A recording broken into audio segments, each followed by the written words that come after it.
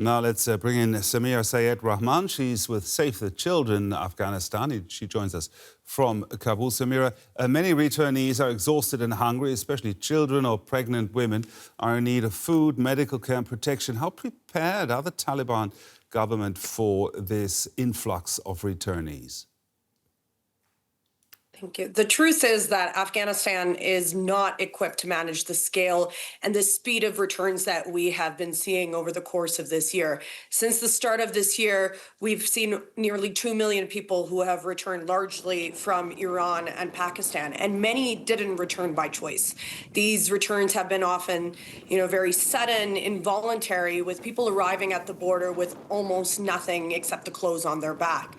Many, as you saw in the clips earlier, haven't lived in Afghanistan for years, for decades. Many of the children that we have seen when we visited Islam Qala at the Herat border crossing have never been here before. And while local authorities and humanitarian organizations like Save the Children are trying to respond as best as we can, the infrastructure is stretched to the breaking point. Afghanistan is already navigating a very complex web of crises. We have a prolonged drought, we have widespread poverty, we have a massive humanitarian caseload with decreasing funding. And a country that's in Afghanistan's position currently can't handle this alone. I was at the border point in Islam Qala just a couple weeks ago, and conditions there are extremely difficult. Facilities are overcrowded, basic services are limited. The people that are arriving are extremely vulnerable, women-headed households, children, elderly, and many don't know where they're going to be going next.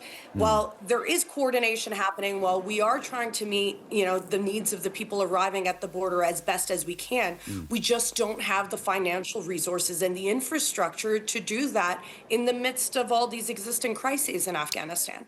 Talking about the financial resources, what kind of responsibilities would you say the international institutions have?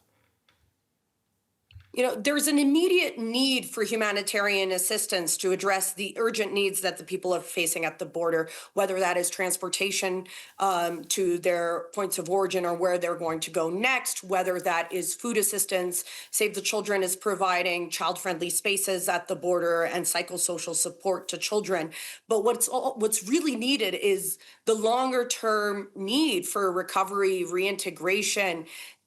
This is a country that is struggling economically. We are struggling in providing jobs for the people that already live in Afghanistan right now, let alone now that the 2 million that we have seen come over and the more that are expected to come. Families need food, they need clean water, medical care, and safe shelter. But that's the first step. They also need to find a way to help restart their lives, whether that is through livelihoods, whether that's through psychosocial support, whether it's education for their children.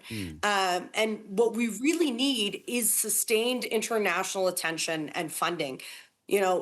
We've seen that funding has been decreasing for humanitarian response around the world, but especially here in Afghanistan, with major funding cuts and suspensions in funding over the course of the last year. The humanitarian response is already strapped, and it's going to be incredibly difficult for us to be able to handle this influx of refugees that we have been seeing in the last several months. Thank you very much, Samira Sayed Rahman there, talking to us from Kabul. Thank you.